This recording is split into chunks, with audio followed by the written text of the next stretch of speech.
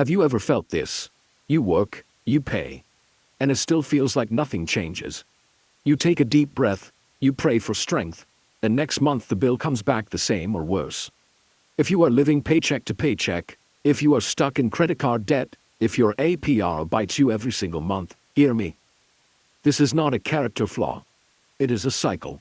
Today I will give you 3 biblical and practical rules to break the APR wheel, with no shame. And in a few minutes, I will give you a short script you can read on the phone to ask for a lower APR, without sounding desperate and without feeling embarrassed. The Bible is honest about what debt does. Proverbs 22:7 gives the idea clearly. Debt can become a master. In plain language, when you owe, your freedom shrinks. And the Bible is also practical. James 1:5 says, if you lack wisdom, ask, and God gives it. But biblical wisdom is not just a feeling. Wisdom becomes small, consistent decisions in the real world. So that is what we are going to do. Ask for clarity, then move with a plan. Now let us talk about the APR wheel. The minimum payment trap. APR is your interest rate. And the minimum payment is almost never a real payment. It is permission to stay in debt. Think of it like paying rent to remain trapped. Here is the mechanism. Simple. If you have $3,000 on a card, and your APR is around 30%, that works out to about 2.5% per month. 2.5% of $3,000 is roughly $75 in interest for that month. Now imagine your minimum payment is $90. You paid $90, but about $75 went to interest, just to keep the debt alive. That means only about $15 actually hit the balance. That is why good people feel crazy. You think, I am paying, but I am not getting anywhere. You are not crazy. That is how the wheel works. And that is why your plan cannot be, I will try to pay more when I can. Your plan has to dismantle the wheel. Rule 1. No new debt. Before you try to pay faster, you have to stop pouring gasoline on the fire. This is where most people lose the fight. They try to win with willpower, but willpower dies late at night when you are exhausted. Your phone is in your hand, and it is one-tap checkout. What works is not being stronger. What works is adding friction. And this is where biblical wisdom becomes real. Wisdom sets boundaries before chaos. It creates limits before the moment of weakness. Pick 2 of these today. You do not need to do all of them. First, remove your credit card from your apps and websites. Shopping apps, delivery apps, ride shares, digital wallets, anything that lets you buy in seconds. You are cutting off autopilot. Second, use a 24-hour rule for non-essentials. If it is not basic food, medicine, or transportation to work, you wait 1 day. Debt feeds on urgency. Wisdom loves a pause. Third, keep the card out of your pocket. Put it at home. Put it somewhere annoying to reach. The goal is to stop it from being your default option. And here is a simple line to repeat when your brain gets loud. I am not buying today what will charge me interest tomorrow.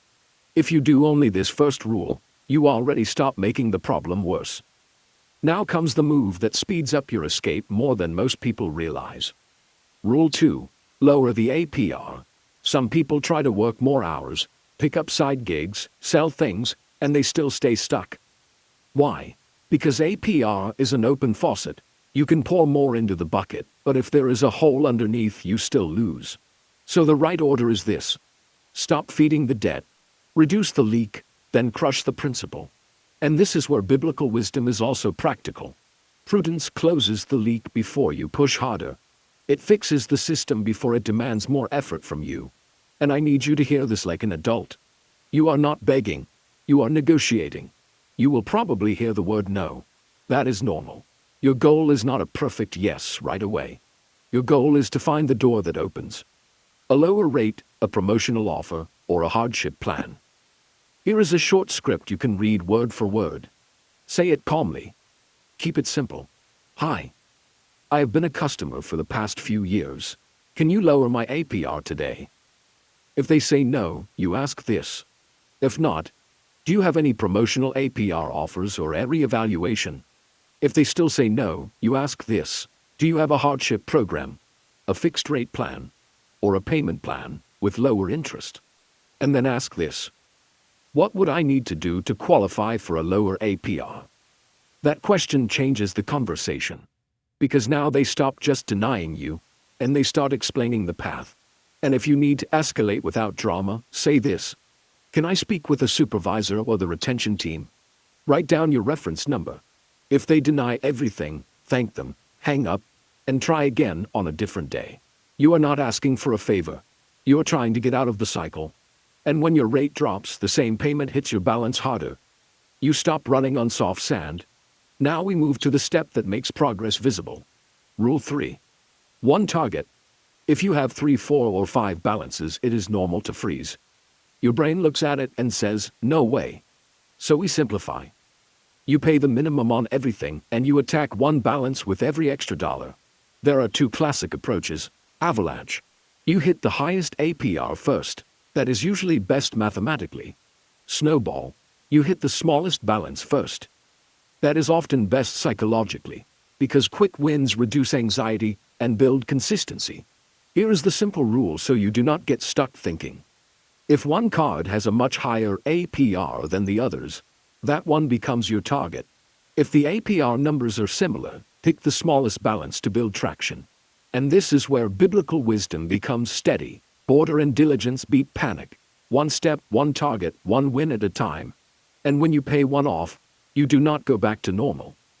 You roll that payment into the next target. That is how momentum becomes real. Not magic, momentum. Now we add one final piece that keeps you from falling back into the wheel. A small emergency buffer. The wheel restarts when life hits you. Tires, medicine, dental work, a random bill. This is the mistake that pulls people right back into the card. No buffer means every surprise becomes interest. You do not need a perfect emergency fund right now. You need a shock absorber. Something like $300 to $1,000 changes your month, because it keeps every surprise from turning into interest. Keep it separate from your daily spending account. Automate a small amount each paycheck. Small, consistent, steady, that is maturity. And it matches real faith. You trust God, and you protect your home. So here is the plan again, simple and clean. Rule 1. No new debt. You stop feeding the wheel. Rule 2. Lower the APR. You reduce the leak. Rule 3. 1 target. You create visible progress. And a small emergency buffer, so life does not shove you back into the card. Notice what we did here. We did not blame you. We did not pretend. We did not panic. We asked for wisdom, and we moved with a plan that can survive real life. If this helped you, comment one word. APR. I want to know what part of the cycle is heaviest for you right now. Credit cards, personal loans, high interest, minimum payments, or negotiating. And in the next video, I will go deeper on the phone call, the full negotiation script, how to push back with respect, how to ask for fee waivers, and how to find a hardship program that actually gives you breathing room without shame. You do not need to run faster. You need wisdom and a plan that works in the real world.